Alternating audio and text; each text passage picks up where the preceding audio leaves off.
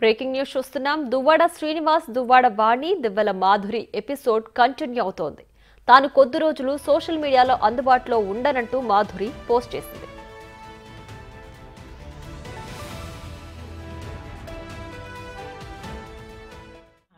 అందరికీ నమస్తే. నేను మీ మాధురి. నాకు మీ అందరి సపోర్ట్తో చాలా ధైర్యంగా ఉంది. ఇదే సపోర్ట్తో ముందుకెళ్ళాలని కోరుకుంటున్నాను. కానీ ఈరోజు కొంచెం హెల్త్ మళ్ళీ ప్రాబ్లం వచ్చింది. క్లాట్ కొంచెం ఎక్కువయ్యి కొంచెం క్లాట్ బ్లీడ్ అవుతుంది. డాక్టర్ స్ట్రెస్ తీసుకోమన్నారు. మాట్లాడలేకపోతున్నాను. సో కొద్ది రోజులు సోషల్ మీడియాకి దూరంగా ఉందాం అనుకుంటున్నాను. మళ్ళీ 10 days తర్వాత లైవ్కి వస్తాను. మీ అందరితో మాట్లాడతాను. నాకు సపోర్ట్ చేస్తున్న మీ అందరికీ చాలా చాలా థ్యాంక్స్. దీనిపై దువ్వాడ వాణి స్పందించింది. ఈ పోస్ట్ పై అనుమానాలు ఉన్నాయని అంటోంది. మాధురి రాత్రి 2 గంటలప్పుడు శ్రీనివాస్ ఇంట్లోకి ప్రవేశించిందని అంటోంది. అందుకే మాధురి మొబైల్ స్విచ్ ఆఫ్ చేసి ఉందని, 10 రోజులు సోషల్ మీడియాలో అందుబాటులో ఉండనని ప్రకటించిందని వాణి ఆరోపిస్తోంది.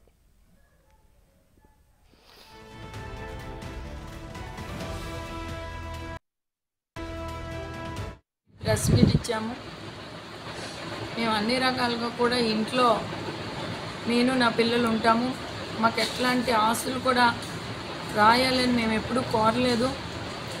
టాపిక్ని వేరేగా డైవర్ట్ చేస్తున్నారు. నా వల్ల అన్ని రకాల సపోర్ట్స్ ఇచ్చాను శ్రీని గారికి.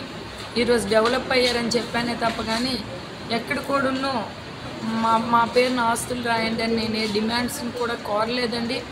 వాళ్ళే మీడియా ముందుకు వచ్చి 4 డిమాండ్లు ఇచ్చాం, 5 డిమాండ్లు ఇచ్చామని చెప్తున్నారు. దానికి నేను మీడియా పరంగా నేను చాలా క్లారిటీ కూడా ఇవ్వడం జరిగిందండి. కానీ ఎందుకో రాత్రి 9-10 గంటలకి కొంతమంది కుర్రోలు దువ్వాడ శ్రీధరాల డ్రైవరు హేమాచలం అనే వ్యక్తి వెనక వెళ్తున్నప్పుడు నాకు ఆ సిచ్యువేషన్ కొద్దిగా ఇబ్బందికరం అనిపించి పోలీస్ వారికి నేను తెలియజేశానండి. ఏదో సమ్ ప్రాబ్లం అవుతుంది, ఇక్కడ ఒక 10 బైకులు అనేవి హేమాచలం అనే వ్యక్తి వెనక్కి వెళ్తున్నాయంటే ఏంటి ప్రాబ్లం అంటే ఏం జరుగుతుందో నాకైతే అర్థం కావడం లేదు సార్, ఒకసారి చెక్ చేయండి అని నేను సిఐ గారికి చెప్పడం జరిగింది. సిఐ గారు కూడా చూశారు. ఏమీ లేదమ్మా, ఏమైనా ఉంటే మేము చూసుకుంటామని కూడా చెప్పడం జరిగింది.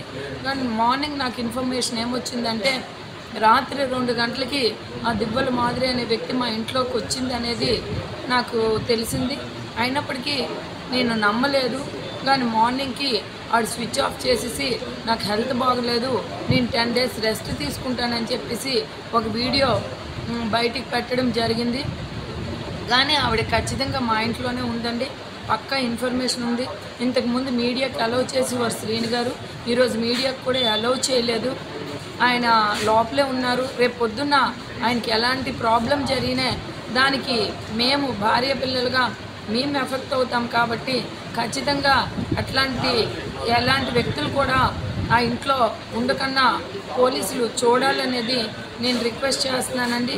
అంతేకాకుండా ఇక్కడి కార్ షెడ్లో మేము కూడా పడుకుంటున్నాం కాబట్టి ఆ దివ్వెల మాధురి పొరపాటుని ఇంట్లో ఉంటే శ్రీని గారితో పాటు మాకు కూడా ప్రమాదం ఉంటుంది. కాబట్టి పోలీసులు ఇమీడియట్గా తక్షణమే హౌస్ చెక్ చేసి పొరపాటున ఆవిడ ఇంట్లో ఉంటే ఖచ్చితంగా ఆవిడకి అరెస్ట్ కూడా చేయాలనేది నేను డిమాండ్.